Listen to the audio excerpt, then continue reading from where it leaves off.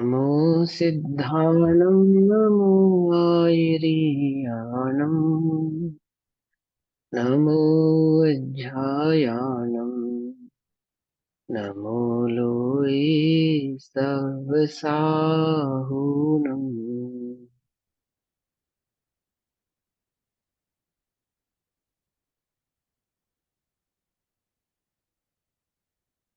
ओंकारं बिन्दुसंयुक्तं नित्यं ध्यायन्ति योगिनः। कामदं मोक्षदं चैव ओंकाराय नमो नमः। मङ्गलं भगवान् वीरो मङ्गलं गौतमो गणी मङ्गलं कुन्दकुन्दार्द्यो जैनधर्मोऽस्तु मङ्गलम्। सर्वमङ्गलमाङ्गल्यं सर्वकल्याणकारकं प्रधानां सर्वधर्माणां जैनं जयतु शासनम्। नमः समय साराय स्वानुभूत्या चिकासते चित्स्वभावाय भावाय सर्वभावान्तरच्छिदे।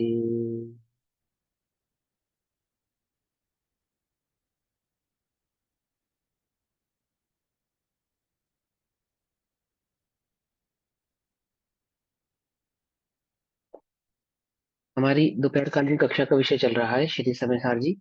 और श्री समयसार जी का स्वाध्याय हम सभी आचार्य अमृतचंद्र देव द्वारा रचित आत्मख्याति टीका के माध्यम से कर रहे हैं। आत्मख्याति टीका में पुण्य पाप अधिकार पेज नंबर 258 श्लोक नंबर 111 तक का पाठ हमने किया है। अब श्लोक नंबर 112 का यहाँ पे हमें भावार्थ और श्लोकार्थ करना है। ठीक। श्लोक नंबर 111 तक हमने समझा कि किस प्रकार से स्वरूप को नहीं जानने वाले, कर्म के भाव को नहीं समझने वाले, व्यवहाराभासी अथवा निश्चयभासी होकर संसार सागर में डूबते हैं, और जो ज्ञान स्वभाव को भली प्रकार से जानते हैं, वस्तु तत्व को भली प्रकार से जानते हैं, वे ऊपर ऊपर तैरते हैं, अर्थात इस एक ज्ञान भाव का आनंद करते हैं, कर्म बंध को प्राप्त नहीं होते हैं, नाश करके संसार से निवृत्त होते हैं। अब पुण्य पाप अधिकार को पूर्ण करते हुए, अब इस अधिकार को पूर्ण करते हुए आचार्य देव ज्ञान की महिमा करते हैं। वह ज्ञान जो मुक्ति का कारण है, वह ज्ञान जो स्वयं रत्नत्रय रूप है, वह ज्ञान जो स्वयं मोक्ष स्वरूप है, उस ज्ञान की महिमा के लिए आचार्य देव 112 नंबर का कलश कहते हैं। कौन से आचार्य? आचार्य अमृतचंद्र देव। ठीक है ना। जो कलश लिखे हैं, टीका लिखी है, आचार्य अमृतचंद्र देव ने लिखी है ना। और जो प्राकृत की गाथा है वो आचार्य कुंद कुंद देव ने लिखी। अब श्लोक पढ़ते हैं पहले। 112 नंबर, पेज नंबर 259। 259 मेरे मेरे पास जो ग्रंथ है उसमें 259 है, आप देख लेना। 112 नंबर का श्लोक।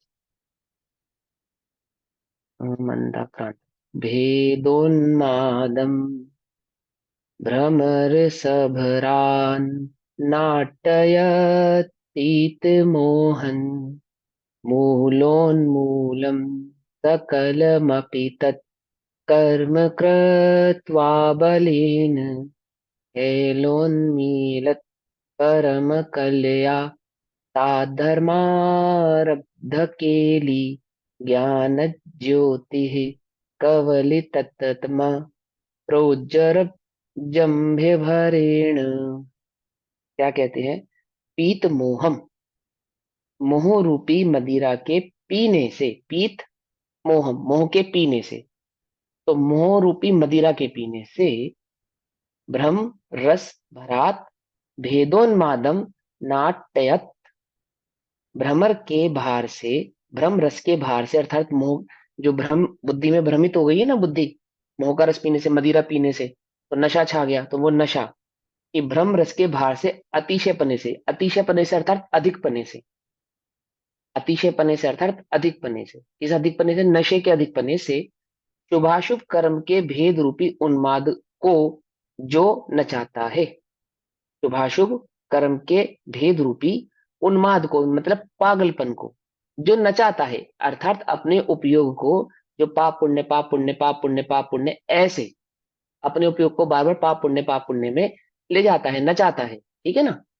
तत्सकलम अपि कर्म, ऐसे समस्त कर्म को बलेन, अपने बल द्वारा, अपने पुरुषार्थ द्वारा, अपने उपयोग के स्थिरता द्वारा मूलोन्मूलं कृत्वा, मूलोन्मूलं कृत्वा, समूल, समूल उखाड़ कर, ज्ञान ज्योति भ्रमेण भरेण प्रोज्य जृंभे, अर्थात ज्ञान ज्योति अत्यंत सामर्थ्य सहित प्रकट हुई। क्या कहा? अपने बल द्वारा, ज्ञान ज्योति अपने बल द्वारा नहीं, कि अपने उपयोग को स्थिर करके अपने पुरुषार्थ द्वारा, मूलोन्मूलन करतवा, समूल उखाड़कर, किसको उखाड़कर? वो जो बुद्धि हो रही थी ना, पाप पुण्य में भ्रमित भ्रमित हो रही थी, नाच रही थी, उसको उखाड़कर क्या करा? ज्ञान ज्योति भरेण प्रोज्य जृंभे, अर्थात ज्ञान ज्योति अत्यंत सामर्थ्य सहित प्रकट हुई, बलशाली होकर प्रकट हुई, अर्थात मुख्य रूप से प्रकट हुई, उर्दू होके प्रकट हुई। समझे? अब वो कहाँ हो गया? कर्म की दृष्टि ना रहकर ज्ञान की दृष्टि हो गई, उपयोग कर्म पे ना रुक कर ज्ञान पर स्थिर हो गया, ज्ञान स्वभाव पर स्थिर हो गया, या चैतन्य भाव पर स्थिर हुआ। तो क्या मुख्य हो गया? चैतन्य भाव मुख्य हो गया, उर्दू हो गया, फ्रंट पे हो गया, मुख्य हो गया, प्रकट हुई। वह ज्ञान ज्योति ऐसी है कि कवलित तमह, कवलित तमह, जिसने अज्ञान रूपी अंधकार का ग्रास कर लिया है। कैसी है? जैसे सूर्य ने अंधकार का ग्रास कर लिया, अर्थात हरण कर लिया है। ग्रास कर लिया अर्थात हरण कर लिया है। तो ज्ञान ज्योति ने क्या करा? उस भ्रम बुद्धि का, उस मिथ्यात्व का, उस खोटे अभिप्राय का क्या कर दिया? नाश कर दिया। ठीक। तो जिसने अज्ञान रूपी अंधकार का, कैसे अंधकार का? अज्ञान का। अज्ञान क्या है? मिथ्यात्व, कषाय आदि है ना अज्ञान भाव, यानी कि पर में एकत्व ममत्व, जो अज्ञान भाव था जीव का, जो सही स्वरूप को नहीं जानने का अज्ञान था, उस अज्ञान का हरण कर लिया है। तो कहाँ कन्वर्ट हो गया वो अज्ञान? ज्ञान में कन्वर्ट हो गया।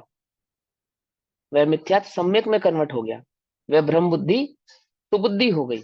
तो जिसने अज्ञान रूपी अंधकार का ग्रास कर लिया है, हरण कर लिया है, अर्थात जिसने अज्ञान रूप अंधकार का नाश कर दिया है। हेलो हेला उन्मिलित, जो लीला मात्र से, चुटकी भर में, लीला मात्र से कहने का मतलब है नजर फिराते ही, पलक झपकते ही, चुटकी भरते ही, है ना? ये सब सुना है ना आपने? तो ये कहावत होती है। ऐसे यहाँ पे लीला मात्र शब्द इस्तेमाल किया लोक में, इसी लीला मात्र की कहावत को कहते हैं नजर, पलक झपकते ही, है ना? चुटकी बजाते ही, ऐसे कहते हैं ना। तो वो यहाँ पे लीला मात्र शब्द इस्तेमाल किया। तो जो लीला मात्र से, यानी सहज पुरुषार्थ से, ये तो मेरे बाएं हाथ का खेल है, एकदम सरलता से, सहज पुरुषार्थ से विकसित होती जाती है। वह ज्ञान ज्योति सहज पुरुषार्थ से, सहज भाव से कैसी है? लीला मात्र में विकसित होती जाती है, अर्थात स्थिर होती जाती है, बढ़ती जाती है। वह ज्ञान ज्ञान ज्ञान ज्ञान ज्ञान भाव ही प्रकट होता जाता है। और परम कल्या साधर्म अरब्ध केली, जिसने परम कला अर्थात केवल ज्ञान के साथ क्रीड़ा प्रारंभ की है। केली, क्रीड़ा प्रारंभ की है। इसके साथ प्रारंभ की है, केवल ज्ञान के साथ। देखो काव्य में लिखा है ना, गा के कहा है ना, काव्य में कहा है ज्ञान की महिमा गाकर बताई है काव्य के रूप में। तो ऐसे शब्दों का इस्तेमाल किया। उन्होंने कहा कि क्या करा ज्ञान ने, कि वह ज्ञान कैसा है कि सबसे पहले तो उसने अपने पुरुषार्थ से, निज पुरुषार्थ के द्वारा क्या करा? अज्ञान को गौण करके ज्ञान को मुख्य किया। जब ज्ञान मुख्य हुआ तो ज्ञान ने सबसे पहले क्या करा? अज्ञान को ग्रास कर लिया, अर्थात मिथ्यात्व का नाश कर दिया। और मिथ्यात्व का नाश करके ज्ञान कैसे होने लगा? विकसित होने लगा। विकसित होने लगा जैसे हाँ, श्री कृष्ण का और कंस का तो सबने सुना ही है हिंदुओं की कथाओं में। तो श्री कृष्ण क्या हुए? वहां से क्या नाम है, कंस के पास से छूटकर मथुरा में आ गए। मथुरा में आ गए ना, तो मथुरा में क्या होने लगे? विकसित होने लगे, बड़े होने लगे आराम से। कंस का साया उनके ऊपर से हटा, कंस का भय हटाया, और वो चुपके आराम से बड़े होने लगे। और फिर जब कंस का नाश कर दिया तो संपूर्ण रूप से, बढ़िया रूप से अपने आप को स्थिर करने लगे, अपना अपना राज्य साम्राज्य फैलाने लगे। ऐसे यहाँ समझो, वो कह रहे कि ज्ञान ने जब अज्ञान का नाश करा, उसको ग्रासित ग्रसित किया, अब कौन बचा? अब सिर्फ ज्ञान बचा। अब ज्ञान शांति से सिर्फ ज्ञान भाव को अपने अपने ज्ञान स्वभाव में स्थिर हो गया। अब अज्ञान का तो ऐसा कोई भाव ही नहीं रहा कि जो ज्ञान को ग्रसित करे, क्योंकि ज्ञान अज्ञान को ग्रसित कर चुका है ना? काव्य के रूप में समझा रहे हैं ना, तो मैं काव्य के भाव को ही समझा रहा हूँ आपको। अब ज्ञान का क्या कर रहा है कि ज्ञान अपने आप को विकसित कर रहा है, विकसित कर रहा है मतलब कि केवल ज्ञान के साथ क्रीड़ा कर रहा है, केली कर रहा है, अर्थात वह ज्ञान केवल ज्ञान में कन्वर्ट हो रहा है। वह ज्ञान धीरे धीरे कैसा विकसित हो रहा है कि मानो स्वयं केवल ज्ञान रूप ही होने जा रहा हो, केवल ज्ञान बन रहा हो, अर्थात केवल ज्ञानमय हो रहा, ऐसा ठीक। यानी वो ज्ञान केवल ज्ञान रूप में कन्वर्ट होगा, ऐसा है ना यहाँ पे बात। तो लीला मात्र से सहज पुरुषार्थ से विकसित होती जाती है, और परम कलया का धर्म आरब्ध केली, जिसने परम कला कौन सी है? ज्ञान की परम कला है केवल ज्ञान। कला माने क्वालिटी, कला माने, कला का मतलब क्वालिटी भी होता है, कला का मतलब नृत्य भी होता है, कला का मतलब भाव भी होता है, स्वभाव भी होता है। तो ज्ञान की कला है, क्या है ज्ञान की कला? कि वह परम कला को प्राप्त हो, अर्थात अपने केवल ज्ञान भाव को प्राप्त हो। तो जिसने परम कला अर्थात केवल ज्ञान के साथ क्रीड़ा प्रारंभ की है, जब तक सम्यक दृष्टि जीव छदमस्त है, तब तक ज्ञान ज्योति केवल ज्ञान के साथ शुद्ध नय के बल से परोक्ष क्रीड़ा करती है। केवल ज्ञान होने पर साक्षात होती है, मतलब कि वह केवल ज्ञान के अंश रूप रहती है, और जब केवल ज्ञान प्रकट होता है तो स्वयं केवल ज्ञान में हो जाती है। भावार्थ, आपको, आपको यानी अपने को, आपको यानी कि और अपने को, परोक्ष अपने का को। क्या अर्थ हुआ भैया? परोक्ष क्रिया करती है मतलब? देखो वो प्रत्यक्ष, केवल ज्ञान प्रत्यक्ष ज्ञान होता है, और केवल ज्ञान से पहले जो मतिश्रुत अवधि आदि ज्ञान होते हैं उनको परोक्ष ज्ञान कहते हैं। तो उसकी अपेक्षा से परोक्ष क्रीड़ा करती है, ऐसा कहा कि वह परोक्ष भाव से वस्तु स्वरूप को जानने वाली प्रत्यक्ष रूप से जानने लगती है। परोक्ष रूप से केवल ज्ञान, ज्ञान जो है पर को जानता है ना, स्व को जानता है, पर को जानता है, सबको जानने का कार्य करता है। तो वही ज्ञान जो परोक्ष रूप से जान रहा था, वो केवल ज्ञान में प्रकट होने के बाद प्रत्यक्ष रूप से जानने लगता है। केवल ज्ञान की कला क्या है? जानना। जानना किसको? जानना जो है उसको जानना, पर में तो गुण जिन जिन में सबको जानना, ठीक है ना। मैंने अलग अलग अपेक्षाओं से, पर की अपेक्षा से सबको जानना, स्वयं की अपेक्षा से शुद्धात्म तत्व को जानना, अपने उपयोग योग स्वरूप को जानना, पर से भिन्न जानना, ऐसे ऐसे ना। तो केवल ज्ञान क्या है कि जो तीनों लोकों को, तीनों काल को, छह द्रव्यों को एक समय में एक साथ युगपत जाने, वो केवल ज्ञान। तो वह केवल ज्ञान का जो अंश है सम्यक ज्ञान, सम्यक दर्शन रूप, वह सम्यक ज्ञान कैसा है कि जानता तो है परंतु परोक्ष रूप से जानता है। वही वही वही ज्ञान जब केवल ज्ञान में प्रकट हुआ तो कैसे हो गया कि प्रत्यक्ष रूप से लोकालोकों को जानने वाला हो गया, ऐसा। आपको यानी अपने को, ज्ञान ज्योति को, मैं क्या कौन हूं? चैतन्य मात्र ज्ञान ज्योति। तो अपने को यानी कि ज्ञान ज्योति को प्रतिबंधक कर्म जो रोक रहा था, जो रोक रहा था ज्ञान ज्योति को प्रकट होने से, जो रोक रहा था कौन था? वो कर्म था। कर्म इस ज्ञान ज्योति को प्रकट होने से रोक रहा था। तो प्रतिबंधक जो कर्म इस शुभाशुभ भेद रूप होकर नाचता था, वो कैसे नाचता, कैसे रोकता था? कभी अशुभ का भेष धर कर आता था, तो कभी शुभ का भेष धर कर आता था, कंफ्यूज कर रहा था वो ज्ञान, समझे? कभी अशुभ के भाव से, कभी शुभ के भाव से, कभी अशुभ के भाव से, कभी शुभ के भाव से। इसे अटका रहा था। इसे अटका रहा था, इस ज्ञान स्वभाव भाव मात्र को अटका रहा था, रोक रहा, और ज्ञान को भुला देता था। शुभ अशुभ के चक्कर में दिन रात शुभाशुभ भावों से मेरा व्यापार चला करता, है ना, उन परिणामों में अटका रहता था, और मैं एक ज्ञान स्वभाव भाव मात्र हूं, इस एक बात को क्या कर देता था? भुला देता था, विस्मृत करा देता था, छुपा देता था, गौण कर देता था, दृष्टि का विषय नहीं होने देता था, आदि आदि। उसे अपनी शक्ति से उखाड़कर, अपनी शक्ति से निज बल के द्वारा, निज पुरुषार्थ द्वारा उखाड़कर, यानी कि हटाकर, गौण कर कर, नष्ट कर, एक उखाड़कर ज्ञान ज्योति संपूर्ण सामर्थ्य से प्रकाशित हुई। अर्थात ये समझो कि साहित्य सम्यक दर्शन की अपेक्षा से फिलहाल ये बात कह रही है, ठीक है ना, अभी जो ये बात कह रहे हैं। लेकिन अभी अगर मैं सहजता से इस बात को समझाऊं तो इसमें ऑप्शन छाई की बात को छोड़ दो, बस इतनी सी बात है कि वो अनादि के मिथ्यात्व को नाश किया और सम्यक दर्शन प्रकट किया, किसके द्वारा? निज पुरुषार्थ के द्वारा। ठीक, ध्यान से समझना, किसके द्वारा किया इन्होंने? निज बल के द्वारा, है ना। ऐसा नहीं कि जब समय आया, जब केवल ज्ञान में झलका, तब ऐसा किया, ऐसा नहीं होगा। तो ऐसे ही बात तो सच्ची है, मैं उसको डिनाई नहीं कर रहा हूँ कर्मबद्धता को। लेकिन यहाँ पुरुषार्थ की मुख्यता से ही आचार्य देव कह रहे हैं, तो इस बात को समझो कि निज पुरुषार्थ द्वारा, निज योग्यता के, निज निज के बल से, निज ज्ञान स्वभाव के बल से, ज्ञान स्वभाव की दृष्टि के बल से क्या किया उसने? कि भुला देता था, अपनी शक्ति से उखाड़कर ज्ञान ज्योति संपूर्ण सामर्थ्य सहित प्रकाशित हुई है, अपनी पूर्ण शक्ति के साथ प्रकट हुई है। वह ज्ञान ज्योति अथवा ज्ञान कला केवल ज्ञान रूप परम कला का अंश है। वह जो सम्यक ज्ञान है, वह सम्यक ज्ञान कैसा है कि वह उस केवल ज्ञान का ही अंश है। वह सम्यक दर्शन कैसा है कि उस केवल ज्ञान का ही अंश है। वो जो अंशी है ना, जो कल मैंने समझाया था कि जब वस्तु स्वरूप अंश मात्र भी ग्रहण होगा, तो अंश मात्र भी ग्रहण होगा तो सही ही होगा। ऐसा नहीं है कि वो एक पक्ष को ग्रहण करोगे तो अंश ग्रहण होगा।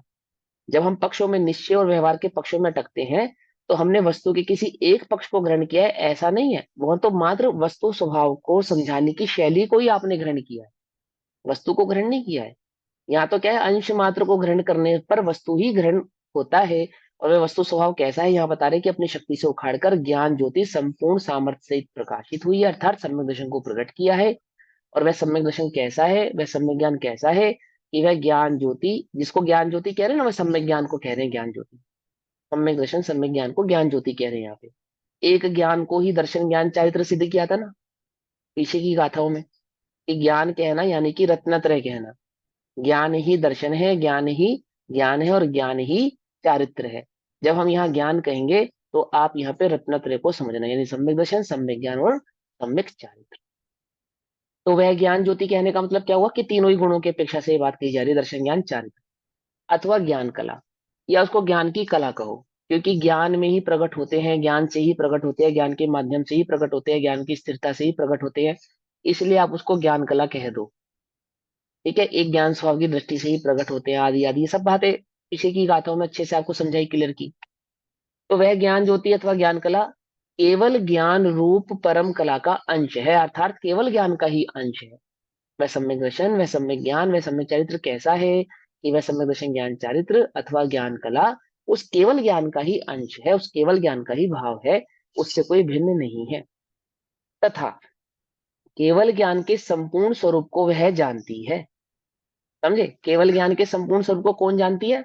वह जो अभी स्वयं पूर्ण रूप से विकसित नहीं हुई है, वह ज्ञान जो स्वयं रूप पूर्ण रूप से केवल ज्ञान रूप प्रकट नहीं हुआ है, वह ज्ञान उस केवल ज्ञान को भली प्रकार से जानता है, समझता है कि वह केवल ज्ञान क्या है, पहले समझे। अर्थात सीधी सी बात है कि जिसको सम्यक दर्शन प्रकट हुआ है, वो रत्नत्रय के मार्गों को भली प्रकार से जानता है, वह केवल ज्ञान के स्वरूप को भली प्रकार से जानता है, भगवान के निर्दोष भाव को, देव शास्त्र गुरु धर्म के भाव को, स्वभाव को, तत्व को, तत्व के भाव को, अर्थात उसने उस आत्म तत्व को अनुभूत करने से उन छह द्रव्यों के भाव स्वभाव को भली प्रकार से जान लिया है, समझ लिया है। ठीक है ना। तो वह संपूर्ण रूप से उनको जानती है और उस ओर प्रगति करती है। क्योंकि जानती है इसलिए उस ओर प्रगति करती है। क्या सही है क्या गलत है जानती है, सम्यक भाव को जानती है, तो उस सम्यक भाव की ओर क्या करती है, प्रगति करती है। अब प्रगति करती है अर्थात उस आत्म स्वभाव में स्थिरता प्रकट करती है, उस आत्म तत्व में, निज आत्म तत्व में स्थिरता को प्रकट करती है। ऐसा पढ़ के कोई ऐसा समझ सकता है ये तो पर्याय दृष्टि हो गई, है ना। इसको पढ़ के कोई ऐसा क्वेश्चन उठा सकता है, ये तो पर्याय दृष्टि हो गई। क्योंकि वह केवल ज्ञान तो पर्याय और केवल ज्ञान की ओर बढ़ रहा है, नहीं कि पर्याय की ओर बढ़ रहा है, पर्याय दृष्टि कर रहा है। ठीक है, जो थोड़ा थोड़े अच्छे से स्वाध्यायी होंगे वो इस प्रकार का प्रश्न उठा सकते हैं, है ना। लेकिन यहाँ भाव को समझा रहे हैं हम यहाँ पे, क्योंकि ये काव्य के रूप में कही है ना बात, काव्य के रूप में कह रहे हैं, तो इसी प्रकार से कहते हैं। भाव क्या है, इस बात को कहने का तात्पर्य क्या है कि जिसने उस शुद्धात्म तत्व का आनंद लिया है, परमानंद परम सुख को प्रकट किया है, वह उस परमानंद परम सुख के स्वभाव को, भाव को भली प्रकार से जान चुका है, उसका आनंद ले चुका है, और अब वह उस आनंद में स्थिरता को बढ़ा रहा है। उस आनंद में, उस कर्म मल के अभाव के भाव में जो भाव प्रकट हुआ है, सुख प्रकट हुआ है, परमानंद प्रकट हुआ है, उस परमानंद में अपने उपयोग को क्या कर रहा है, स्थिर कर रहा है।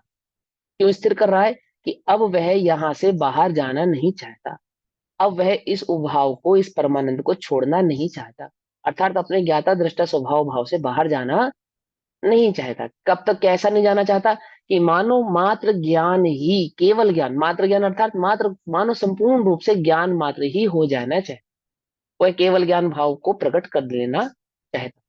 तो कैसा है कि स्वरूप को वह जानती है और उस ओर प्रगति करती है।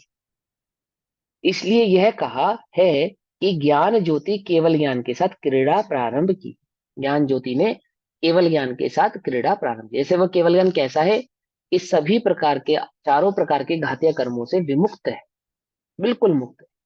अब कोई कोई बंधन, कोई भाव को प्रकट होता नहीं है, दर्शन मोह, चारित्र मोह आदि किसी भी प्रकार के भेद से वह मलिन होता नहीं है, पूर्ण रूप से निर्मल है, पूर्ण रूप से कैसा है, अनंत दर्शन, अनंत सुख, अनंत वीर्य आदि भाव को पा चुका है। ज्ञान कला सहज रूप से विकास को प्राप्त होती जाती है। मैंने उसके लिए कोई पुरुषार्थ करना पड़ता है, तीव्र पुरुषार्थ करना पड़ता है, बोले कुछ नहीं, वो सहजता से ही, बस वह स्थिरता सहज ही बढ़ती जाती है। वह ज्ञान सहज ही केवल ज्ञान भाव को प्राप्त होता जाता है। अंतर मुहूर्त मात्र में हो जाता है, अंतर मुहूर्त मात्र में 14 के 14 गुणस्थान पूरे हो जाते हैं, ठीक है ना। और अंत में परम कला अर्थात केवल ज्ञान हो जाती है, अर्थात वह ज्ञान केवल ज्ञान में कन्वर्ट हो जाता है, ज्ञान मात्र रह जाता है। उसमें मति श्रुत अवधि आदि के सारे भेद खत्म हो जाते हैं, मात्र केवल ज्ञान भाव को है पा जाता है। पुण्य पाप से दो पात्रों के रूप में नाचने वाला कर्म एक पात्र रूप होकर रंगभूमि से बाहर निकल गया, ठीक है ना। कर्म क्या था, कर्म ने प्रवेश किया था कैसे, पाप और पुण्य का वेश धारण करके, यानी कि एक कर्म दो रूप बनाकर प्रविष्ट हुआ था। ज्ञानी ने अपने ज्ञान दृष्टि से उन दोनों को ये एक है ऐसा जान लिया। ऐसा जानने पर वो जो ड्रामा था वो सारा ड्रामा क्या हो गया, खत्म हो गया।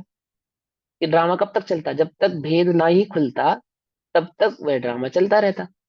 भेद खुलने के बाद तो अब वह ड्रामा चलने वाला नहीं है ना। तो अब वो क्या हुआ, अब वो बाहर चला गया क्योंकि उसका भेद खुल गया। कि मैं दो रूप से आ रहा था, एक अच्छा रूप प्रकट कर रहा था, एक बुरा रूप प्रकट कर रहा था, कभी बुरे में अटकाता था, कभी अच्छे में अटकाता था, है ना।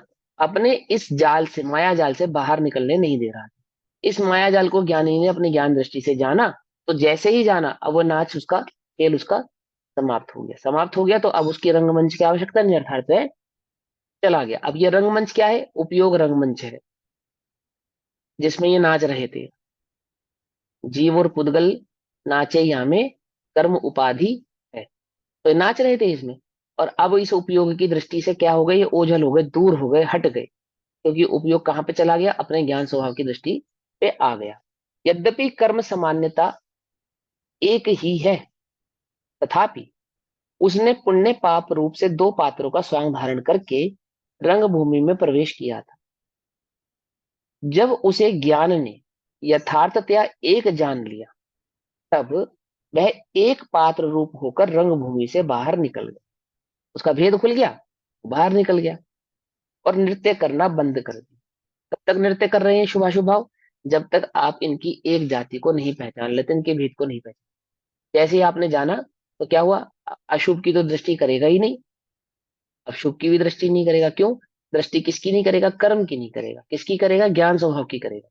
जिसने ज्ञान स्वभाव को जाना है, पहचाना है, वे कर्म की दृष्टि नहीं करते। अर्थात असाधारण भाषा में कहें तो अशुभ विकल्पों में तो अटकता ही नहीं, शुभ विकल्पों को भी भला जानकर उनमें अटकता नहीं है। क्या है, एक ज्ञान भाव स्वभाव मात्र की ही दृष्टि करता है, वहीं अपने उपयोग को लेकर जाता है, वहीं अपने स्थिरता को बढ़ाता है। करना बंद कर दिया। आश्रय कारण रूप सवाद सुन, भेद विचारी गिने दो न्यारे, पुण्य रूपाप शुभा शुभ भाव निबंध भय सुख दुख करारे। माने कर्म का जो आश्रय करते हैं, कारण रूप मानते हैं, रूप और उसके स्वाद का जो स्वाद लेते हैं, और उनके बीच में भेद विचारते हैं, और इन दोनों को न्यारा न्यारा गिनते हैं, यानी कि पाप और पुण्य का जो स्वाद लेते हैं, पाप और पुण्य के भी ऊपर जो अपने उपयोग को ले जाते हैं, पाप और पुण्य को किसी न किसी चीज का कारण मानते हैं, और पाप और पुण्य दो हैं, एक नहीं है, ऐसा मानते हैं। यानी कर्म के भेद को, उस कर्म के भाव को नहीं पहचानते, एक कर्म को बुरा है, एक कर्म को अच्छा है, ऐसा मानते हैं। यानी भेद है, उन दोनों में भेद है ऐसा मानते हैं, उसका आश्रय करते हैं। और कैसा भेद मानते हैं, पाप और पुण्य एक शुभ है एक अशुभ है, ऐसे ये दोनों हैं। बंद भये सुख दुख करारे, एक सुख का बंध का कारण है, एक दुख का बंध का बंध के कारण है। उन ऐसे जीवों को जब ज्ञान की दृष्टि प्रकट होती है, ज्ञान भय दो एक लखे बुध, जब ज्ञान प्रकट होता है, जब ज्ञान दृष्टि होती है, तो उन दोनों को एक लखता है। लखना माने देखना, लखना माने देखना। ज्ञान भय यानी जब ज्ञान उदय होता है, प्रकट होता है, दो यानी पाप और पुण्य दोनों एक लखे, उन दोनों को एक कर्म की दृष्टि से देखता है। बुध आश्रय आदि समान विचारे। अब उनके सारे आश्रय कारण सबको एक रूप मान लेता है कि इसका आश्रय करना, इसको कारण मानना, इसका रूप देखना और उसके स्वाद में अटकना, ये सब मेरे बंदे, एकमात्र बंदे के ही कारण है, अन्य कोई कारण नहीं। एक ही है ये, एक ही है। मैं किसी भी प्रकार से इनमें अटकूंगा तो एक निश्चित रूप से एक बंद को ही प्राप्त होने वाला हूँ। ठीक है, चाहे पाप और पुण्य के भेद से अटकू, पुण्य आदि के भाव से अटकू, कैसे भी अटकू, ये एकमात्र बंद के ही कारण है। बंद के कारण है दो, दोनों बंद के कारण है। रूप इन्हें तजी जिन मुनि मोक्ष पधारे। जिनेन्द्र देव, जिन मुनि, जिनेन्द्र के पथ पे चलने वाले जो मुनि जीव है, मनन करने वाले जो जीव है, वे मोक्ष को पधारते हैं, अर्थात मोक्ष को प्राप्त करते हैं। कब? जब वे कर्म की इस भेद रूप जाति को एक जानकर इनकी दृष्टि नहीं करते, इनको छोड़ देते।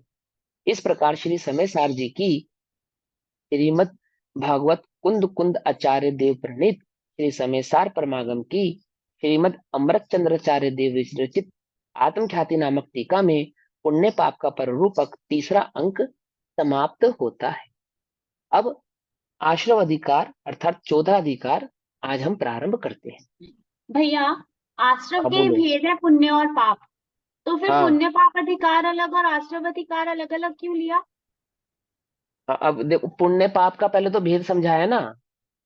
अब ये आश्रव, आश्रव तो कर्म है, कर्म सामान्य आश्रव तो समझाएंगे आपको। लेकिन आपकी इस भूल को निकालने के लिए कि आप एक को अच्छा मान रहे थे, एक को बुरा मान रहे थे, तो पाप और पुण्य अधिकार लिखकर ये समझाया कि पाप और पुण्य में कोई भेद नहीं है। कर्म के आने को आश्रव कहते हैं, वे आश्रव दो प्रकार से आएगा, तो दो, वो जो दो प्रकार हैं, उन दो प्रकार को पहले समझा दिया कि एक पाप का प्रकार है, एक पुण्य का प्रकार है। तुम अटक मत जाना, तुम खाली पाप पाप के आश्रम को आश्रम मानकर चलने लगो, तुम खाली अशुभ कर्मों को ही आश्रम मान लो। ऐसा नहीं है। वे पाप और पुण्य के भेद से दो प्रकार से अपने कार्य को करते हैं। और अधिकतर जीव क्या करता है? पाप और पुण्य में अटकता है, पाप और पुण्य में अटकता है, आश्रम पढ़ता है। अभी आप, मैंने कहा ना, कल की कक्षा में समझाया ना, हम आश्रम को रोकने के लिए क्या करते हैं? संवर करते हैं। क्या करते हैं संवर के नाम पे? क्या करते हैं? पाप नहीं करते, क्रियाकांड। व्रत, पाप, है ना, पाप तप, नहीं करते। संयम। क्रियाकांड। भाई क्रियाकांड नहीं, ऐसे नहीं कहते क्रियाकांड नहीं। ऐसे कहो कि पाप नहीं करते, ऐसे है ना। तो क्या करते हैं कि पुण्य करते हैं। तो पुण्य भी आश्रव है, ऐसा नहीं जानते, पुण्य को संवर जानते हैं। अंतर समझ में नहीं? ऐसे पुण्य को क्या मानते हैं? संवर मानते हैं। तो पुण्य संवर है या आश्रव है? बोलो भैया, भैया। यहाँ पे ऐसा भी आश्रव समझ है। सकते हैं कि पुण्य पाप अधिकार समझाने के बाद आश्रव के अंदर जो आश्रव के 5 वेद है उन्हें एक्सप्लेन कर दिया। अभी वो तो जब एक्सप्लेन होगा तब बताएंगे, हमें मालूम नहीं क्या एक्सप्लेन किया, आपके साथ ही पढ़ेंगे। अभी तो जितना पढ़ा है उतनी की चर्चा करेंगे। कितना पढ़ा हमने? कि अभी हमने पुण्य पाप अधिकार पढ़ा। क्यों पढ़ा पुण्य पाप अधिकार? क्योंकि हम पाप और पुण्य में एक को भला एक को बुरा जानते हैं। आश्रव बुरा है ये तो मानते हैं, लेकिन पुण्य को बुरा नहीं मानते। पुण्य को बुरा नहीं मानते, पुण्य को संवर अथवा निर्जरा का कारण मानते। उस भूल को डिनाई करने के लिए, निकालने के लिए, पाप और पुण्य दोनों एक ही है, इस भाव को यहाँ समझाया। ठीक। अब आश्रव अधिकार चलता है। आश्रव अधिकार में 113 नंबर के कलश से आश्रव अधिकार शुरू होता है। अथ महामद निर्भर मंथरम समररंग पराग तमाश्रवम अयमुदारग धीर महोदयो जयति दुर्जय बोध धनुर्धरा। अथ महामद निर्भर मंथरम समरंग पराग तमाश्रवम् अयमुदारगभीर महोदयो जयति दुर्जय बोध धनुर्धरा। द्वाश्रव ते भिन्न है भावाश्रव करनास भय सिद्ध परमात्मा नमहुति नहीं सुख आस। द्रव्य आश्रव ते भिन्न है। सिंपल सी बात है, जो द्रव्य आश्रम से भिन्न है, जुदा हो गए हैं, अलग हो गए हैं, छूट गए हैं, जिन्होंने द्रव्य आश्रम को रोक दिया है, अभाव कर दिया। भाव आश्रव कर नाश, और भाव आश्रव का भी नाश कर दिया है। द्रव्य आश्रम उनको चिपके नहीं है और भाव आश्रम का वो नाश कर चुके। इसे कहते हैं भाव आश्रम। अभी बताएंगे, आगे आएगा। भय मोह राग सिद्ध द्वेष परमत परिणमित गम। होना। हाँ हाँ, मोह राग द्वेष है ना, उनको भाव आश्रव कहते हैं। ठीक। और आठ कर्म आदि का जो आत्मा से चिपकना, उनको द्रव्य आश्रव कहते हैं। तो वो द्रव्य आश्रव का भी अभाव कर दिया, और जिन्होंने भाव आश्रव का भी नाश कर दिया, दोनों ही प्रकार के आश्रवों का जिन्होंने नाश कर दिया है, वे सिद्ध भगवान हो बन गए हैं, वे सिद्ध भगवान है। और उन सिद्ध भगवान को मैं उन्हीं के जैसे सुख की आस के लिए, सुख की प्राप्ति के लिए नमस्कार करता हूँ। नमहु ते नहीं सुख आस। प्रथम टीकाकार कहते हैं कि अब आश्रव प्रवेश करता है। अब उस मंच पे कौन प्रवेश कर रहा है? आश्रव प्रकट हो रहा है, आश्रव प्रवेश कर रहा है। पहले तो वो पाप और पुण्य के भेद से प्रकट हुआ था। अब वह स्वयं अब वह स्वयं अपने आश्रव भाव से ही वहां पे प्रकट हो रहा है। जैसे नृत्य मंच पर नृत्यकार स्वांग धारण कर प्रवेश करता है, उसी प्रकार यहाँ आश्रव का स्वांग है। उसे स्वांग को यथार्थतया जानने वाला सम्यक ज्ञान है, उसकी महिमा रूप मंगल करते हैं। अब आश्रव ने एक नया स्वांग रचा। पहले तो पाप और पुण्य कर्म स्वांग रच कर आया था, एक कर्म ही। और अब यहाँ आश्रव एक स्वांग रच कर आता है, उसको पहचानने वाला। पहले स्वांग को समझेंगे, कैसा स्वांग है, आचार्य देव समझाएंगे। और उसको कैसे पहचाना जाए, उस भाव को भी यहाँ पर समझाएंगे।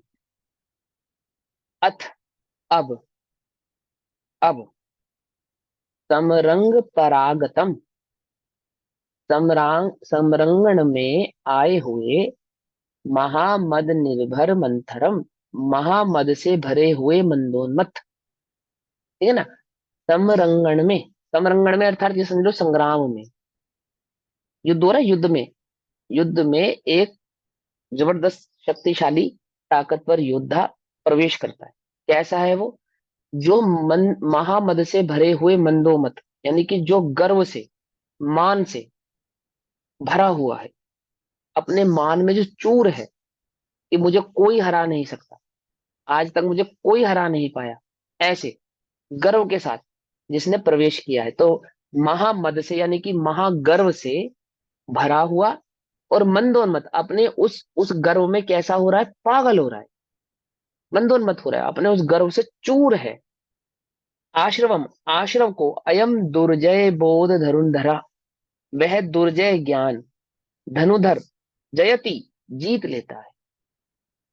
समझे नहीं समझे? क्या समझा? कि वह जो ज्ञान है, धनुर्धर ज्ञान, वह आश्रव है ना, आश्रव जो योद्धा आया था कैसा बनकर? बहुत गर्व से उसको क्या कर लेता है? ज्ञान जीत लेता है। उदार गंभीर महोदय की, जिस ज्ञान रूप बाण वाली का महान उदय उदार है। क्या कह रहे हैं? कि जिस ज्ञान रूप बाणावली का महान उदय उदार है, अर्थात उस ज्ञान, जो ज्ञान है ना, ज्ञान, उसकी जो शक्ति है, या उस ज्ञान का जो भाव है, वो जो ज्ञान स्वयं है, वह कैसा है? वो उस योद्धा से भी कहीं गुना बड़ा है, शक्तिशाली है, उदार है, सरल है। ठीक है ना। बाणावली का महान उदय उदार है, अर्थात आश्रव को जीतने के लिए जितना पुरुषार्थ चाहिए उतना वह पूरा करता है। और गंभीर है, अर्थात छद्मस्त जीव जिसका पार नहीं पा सकते, छद्मस्त जीव जिसका पार नहीं पा सकते, गंभीर है। ये केवल ज्ञान की अपेक्षा से कह रहे हैं। ठीक है ना। भावार्थ, यहाँ आश्रव ने नृत्य मंच पर प्रवेश किया है। नृत्य में अनेक रसों का वर्णन होता है, इसलिए यहाँ सर्वत अलंकार के द्वारा शांत रस में वीर रस को प्रदान करके वर्णन किया है। शांत रस में वीर रस को प्रदान करके, यानी कि एक प्रकार से योद्धा के भाव को प्रकट कर रहे हैं यहाँ पे। जैसे मान लो किन्हीं दो योद्धाओं के बीच में युद्ध हो रहा, ऐसा ऐसा एक भाव प्रकट कर रहे हैं कि ज्ञान रूप धनुर्धर आश्रम को जीतता है। कैसा युद्ध प्रकट किया है? कि एक धनुर्धर है, वो ज्ञान है, एक योद्धा है, वो आश्रव है। इन दोनों के बीच में युद्ध होता है, और वो जो ज्ञान रूपी योद्धा है, वह आश्रव रूपी योद्धा को जीत लेता है। ठीक है ना। ये आचार्य देव ने साउथ में लिखा है ना बैठ के, इसलिए ऐसा लिखा है। साउथ में एक बहुत फेमस नृत्य होता है कथकली। कथकली नाम का एक नृत्य होता है, बड़ा फेमस होता है। कथकली का अर्थ भी यही होता है। कथा माने कहानी, और कली माने नृत्य, यानी कथा को नृत्य के माध्यम से कहना, उसको कहते हैं कथकली। देखा आप लोगों ने? नहीं देखा? आप ही देखोगे ना, ये बहुत अच्छे से समझ में आएगा अगर आपने देखा हो तो। अब स्पेशल देखने तो मत जाना, मैं ही समझा देता हूँ। उसमें क्या होता है कि एक जो डांस नृत्य करने वाला व्यक्ति होता है, वो बढ़िया सा एक शानदार सा मेकअप कर कर आता है, और अपने चेहरे के हाव भाव से ना वो पूरे डांस को प्रकट करता है। तो वह कभी राम बन जाता है, वह कभी लक्ष्मण बन जाता है, वो कभी रावण बन जाता है, और कभी वो सीता बन जाता है। वो सारा काम टोटल, कोई कोई गाना नहीं गाता, वो सिर्फ म्यूजिक बजता है और डांस करता है, और अपने नृत्य के माध्यम से ही वो टोटल एक्सप्रेशन के द्वारा ये प्रकट करता है कि अभी वह राम है, अभी वो रावण है ना, अभी वह सीता है, अभी वह लक्ष्मण है। ऐसा कथकली, यानी कथा को कहना नृत्य के माध्यम से, कली माने नृत्य।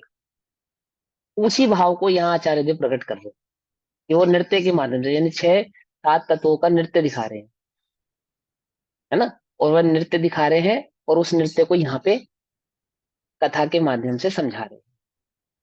ज्ञान रूपी धनुधर आश्रम को जीतता, समस्त विश्व को जीतकर मंदोन्मत्त हुआ आश्रम। जिसने समस्त विश्व को जीत लिया है, अनादि से जीते बैठा है, तो उसको तो गर्व होगा ही। जैसे रावण, जिसको कोई नहीं हरा पाया था, है ना, उसको क्या लग रहा था कि राम मुझे कैसे हराएगा, मैं विद्याधर।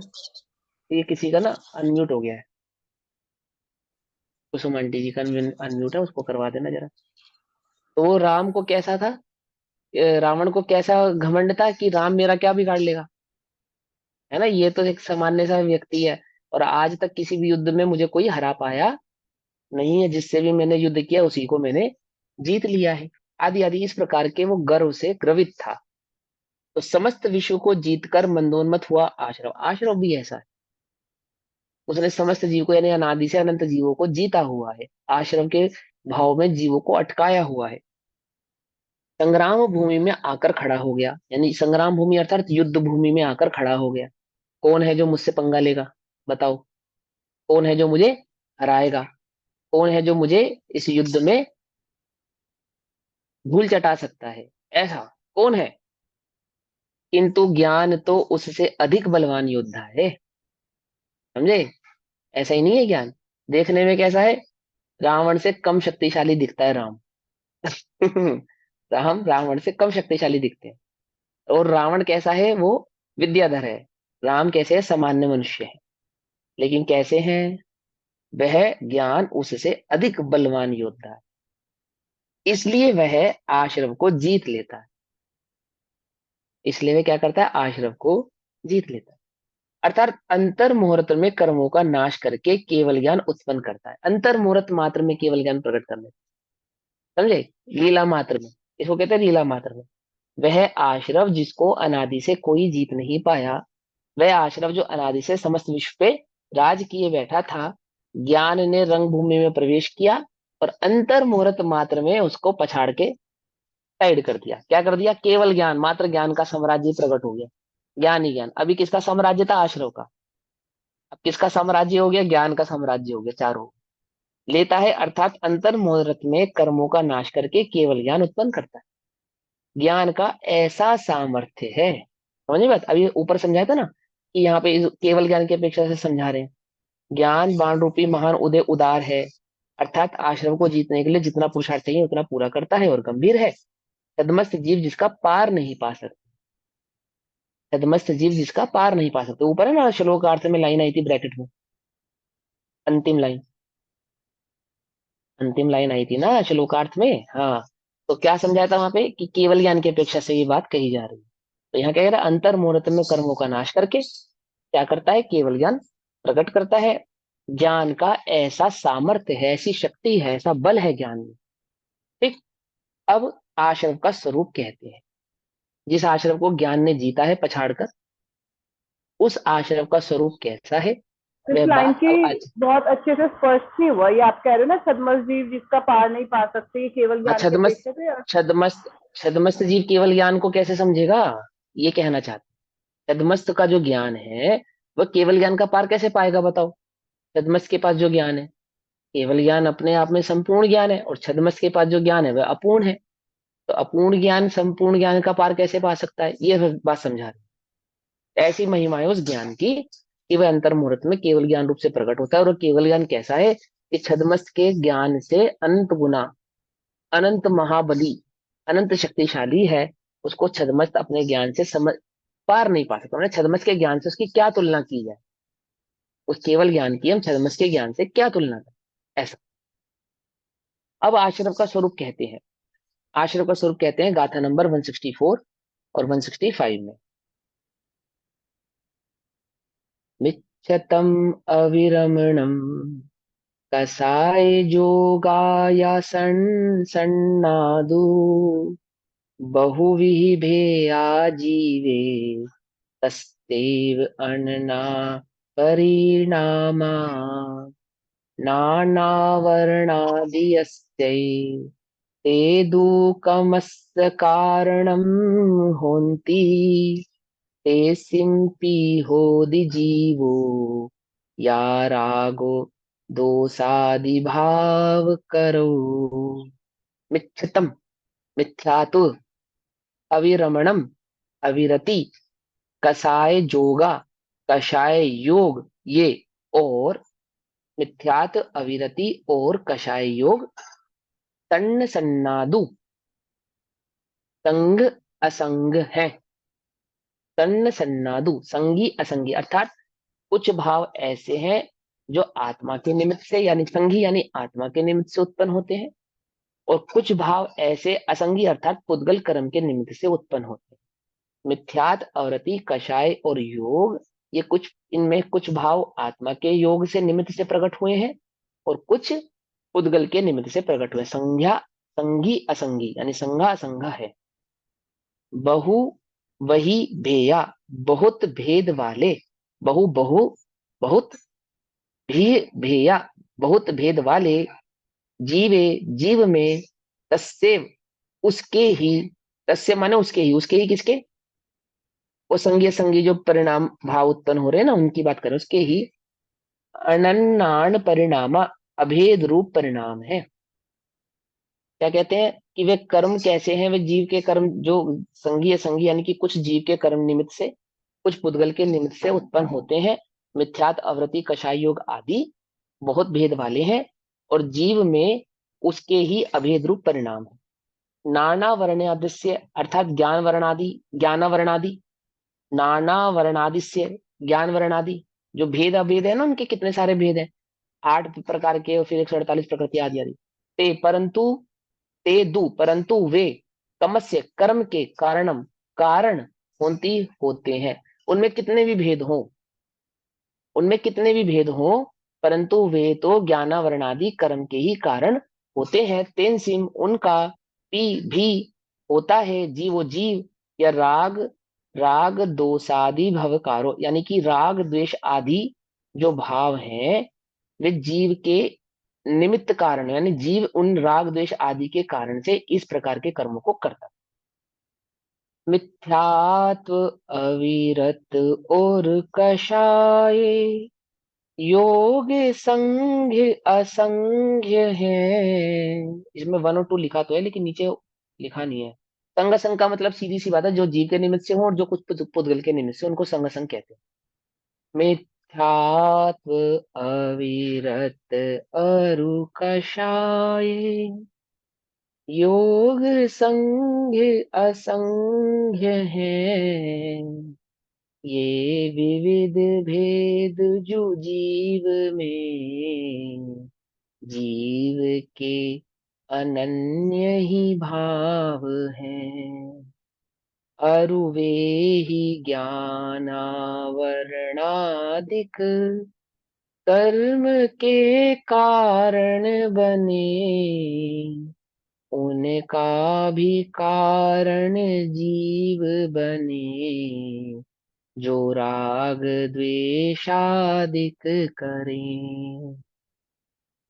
मिथ्यात्व, अविरमण, कषाय और योग, यह आश्रव संज्ञा संज्ञातु, संग अर्थात चेतन के विकार भी है और असंग पुद्गल के विकार भी है।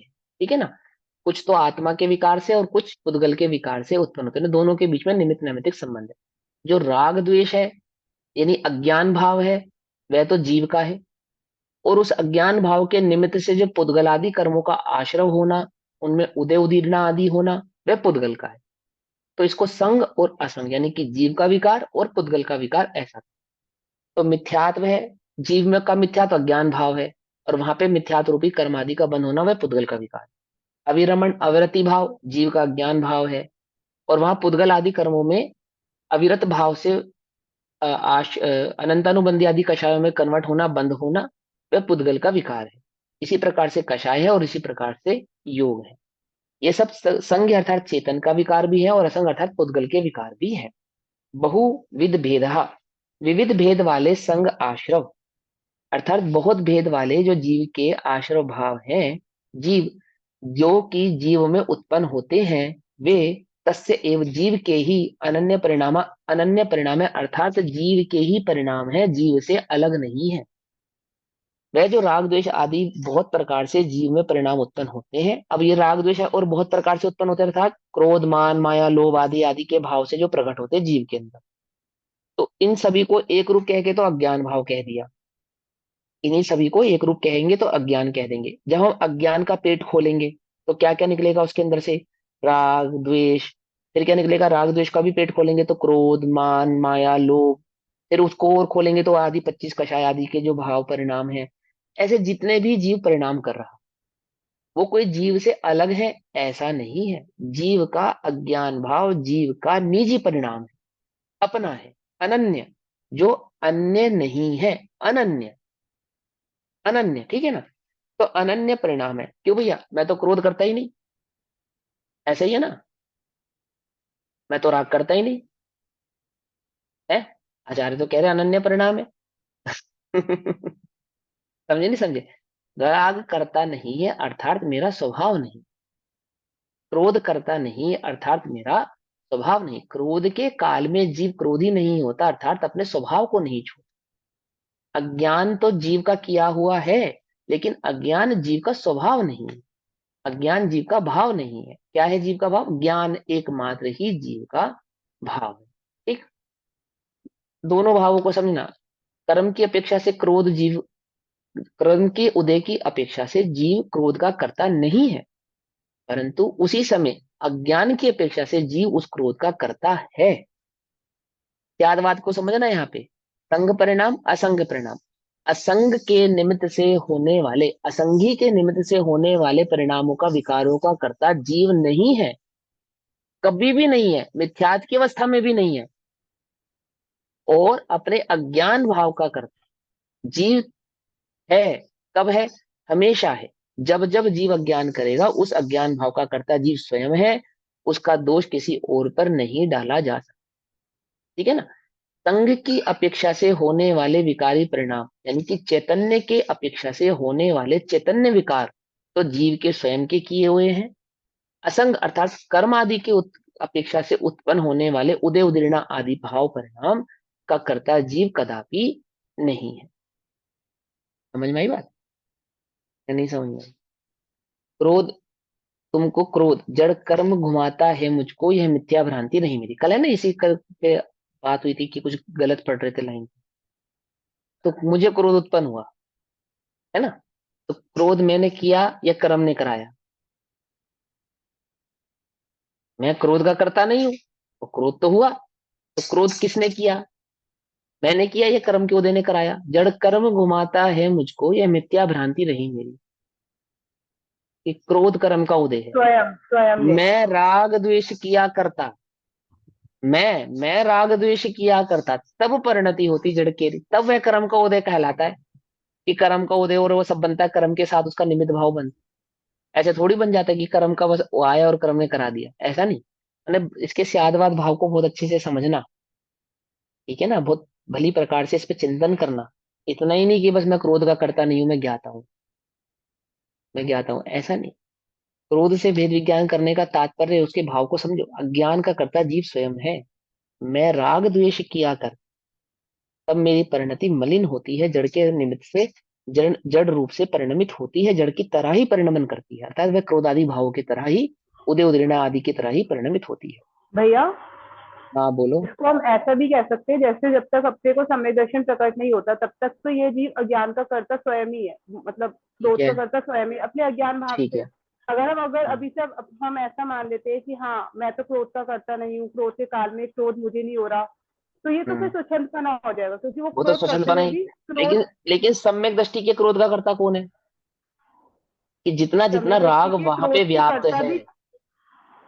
उतने उतने राग का कर्ता वो सम्यक दृष्टि स्वयं ही है। स्वयं ही है, स्वयं ही है, स्वयं ही हाँ, वो स्वयं ही है। वो कोई कर्म के उदय से हो रहा है ऐसा नहीं। हाँ, वो तो क्योंकि वो ज्ञान की महिमा अनंतानुबंधी से। गई है। हाँ, ज्ञान की अनंतानुबंधी महिमा से। राग है। अनंतानुबंधी राग है ना, तो जितना राग वहां पे मौजूद है उतने राग का कर्ता वो स्वयं है। कोई अन्य कर्म का उदय उसको वह करा रहा है ऐसा नहीं। ठीक है ना? ठीक है। ज्ञान की महिमा जब हम कहते हैं, सम्यक दर्शन की महिमा जब हम करते हैं, है ना, उपयोग की स्थिरता की जब हम महिमा महिमा करते हैं, तब हाँ ऐसा ही कहा जाता है कि ज्ञानी किसी भी भाव का करता नहीं। ज्ञानी के जितने भी परिणाम है सब उदय उद्दीर्ण आदि की अपेक्षा से हो। वो ठीक है, क्योंकि वो जो मूल राजा था ना ज्ञान का, जो मूल, उसका नाश हो गया है, इसकी अपेक्षा से वहां कहा जा रहा है। लेकिन जितना भी सम्यक दृष्टि को वर्त रहा है, रागादि भाव, उस रागादि भाव का कर्तव्य स्वयं। ठीक है ना? पंडित बनारसी दास जी ने जो समयसार नाटक है ना, समयसार नाटक में बंध अधिकार में इस भाव को बड़ी प्रकार से समझाया कि बंधता कैसे है, जीव जीव के बंधन का मूल कारण क्या है ना। तो वहां पे उन्होंने इस बात को कहा, बंधे एक रागादिक अशुद्ध उपयोग से, उपयोग की अशुद्धता बंध का कारण है। जितना जितना उपयोग अशुद्ध है उतना उतना बंध है। तो सम्यक दृष्टि का अगर अंश मात्र अशुद्ध है, तो अंश मात्र उसको बंध भी है। क्योंकि वह संसार आदि के अनादि संसार का बंध नहीं कर रहा है, इसलिए उसको अबंध कहा है। अनंत संसार के बंध की अपेक्षा से निर्बंध कहते हैं उसको। समझे नहीं समझे? भाई जैसे क्या कहते हैं, किसी व्यक्ति को कोई बड़ा रोग हुआ हो, दुसाध्य रोग हुआ हो, जिसको आसानी से साधा नहीं जा सकता, ऐसा रोग हुआ, और उस रोग का इलाज करते करते वो 2 4 5% रोग रह जाए, या उस रोग के ठीक होने के बाद की कमजोरी मात्र रह जाए, तो क्या कहते हैं? यही कहते हैं ना कि भैया कुछ नहीं है अब तो तुम्हें, अब कोई रोग वोग नहीं, अब तो तुम बिल्कुल स्वस्थ हो। अब स्वस्थ हुआ नहीं है, तो यही कहा जाता है कि अब तुम बिल्कुल स्वस्थ हो। क्यों? क्योंकि जो मूल बात थी, जो मरण का संकट था, वो टल गया। तो मरण का संकट टल जाने के बाद रोगी को ये कहा जाता है कि तुम पूरी तरीके से स्वस्थ हो। है रोगी, लेकिन मरण का संकट टल जाने के कारण, ऐसे अनादि संसार का जो कारण था उसके टल जाने के कारण उसको सर्वथा निर्बंध, मुक्त, ऐसा कह दे। क्यों? अब वो मुक्त होने में देरी कितनी बची है ना, इस अपेक्षा से। लेकिन जितनी उसकी कमजोरी है वो उसी की है। उस रोग का जो अंशादि भाव जो अभी विद्यमान है उसकी भी स्वीकृति है। तो दोनों भावों को। अब समय हो गया, फिर भी मैं पढ़ता हूँ एक लाइन। अनन्य परिणाम, अनन्य परिणाम है वह जो जो कि जीव में उत्पन्न होते हैं, वे तस्य एवं उस जीव के अनन्य परिणाम, अनन्य परिणाम है। तेतु, और असंग आश्रव, यानी कि ज्ञानावरणाद्यस्य कर्मण, ज्ञानावरणादि कर्म कारणम, कारण निमित्त भवंती होते हैं। जीव के राग द्वेष आदि अज्ञान भाव के कारण से वे ज्ञानावरणादि भाव क्या होते हैं? निमित्त रूप से प्रकट होते हैं। और तेषाम अपि, उनका भी, असंग आश्रवों के भी कर्म बंध का निमित्त होने में राग द्वेष आदि भाव करा जीवा, राग द्वेष आदि भाव करने वाला जीव भवती कारण होता है। उन 8 कर्मों के बंधने में जो निमित्त होता है वो जीव का स्वयं का राग द्वेष भाव ही होता है। कोई यूं ही आके कर्म आकर जीव से बंधते नहीं है, कोई यूं ही कर्म आकर जीव को बांध लेते नहीं। जीव का स्वयं का राग द्वेष परिणाम है, वही इस जीव के बंध का कारण है। और वो जो कर्म बंधते हैं, जो कर्म आश्रव रूप होते हैं, ये जो कर्म ज्ञानावरणादि दर्शनावरणादि रूप कन्वर्ट होते हैं, और ज्ञानावरणादि दर्शनावरणादि रूप के भेद से इस जीव को 8 कर्मों के भेद से, 148 कर्म की प्रकृतियों के भेद से जो बांधते हैं, उन सबके पीछे का एकमात्र कारण जीव का स्वयं का अपना निजी राग द्वेष परिणाम ही है। अन्य कोई परिणाम नहीं है। ऐसे कारण कार्य जो बता रहे हैं ना, निमित्त नैमित्तिक संबंध, ये भाव यहाँ पे समझाया। अब इसकी टीका करेंगे। अभी समय हुआ, टीका हम कल पढ़ेंगे। तब तक के लिए सभी को जय जिनेन्द्र। ओम नमः सिद्धि। निज निधि निज में बताई, यह अनंत उपकार है, उसके लिए जिनवाणी माँ को वंदना शतबार। नमो हरिहंताणम, नमो सिद्धाणम, नमो